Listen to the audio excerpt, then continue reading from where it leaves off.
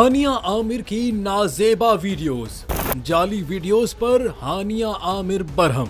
हकीकत क्या है, आइए जानते हैं। पाकिस्तान और भारत में मकबूल तरीन पाकिस्तानी अदाकारा हानिया आमिर ने हाल ही में अपने सोशल मीडिया अकाउंट पर अपने से मुताल्लिक एक स्टोरी शेयर की है, जिसमें उनसे मिलती जुलती लड़की की नाजेबा वीडियोस को हानिया आमिर की वीडियोस कहा जा रहा है। हानिया आमिर ने खबर को शेयर करते हुए वाज़ेह किया कि ये वीडियोस उनकी नहीं है, बल्कि मसनूई ज़हानत यानी AI की मदद से तैयार की गई हैं।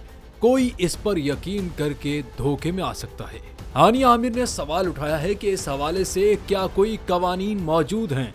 दूसरी जानिब कुछ सारिफीन के ख्याल में हानिया आमिर के नाम से अकाउंट बनाने वाली लड़की भारतीय सोशल मीडिया इन्फ्लुएंसर है, जो हानिया आमिर की हमशक्ल है और मुख्तलिफ सोशल मीडिया अकाउंट से सोशल मीडिया पर पोस्टिंग करती रहती है।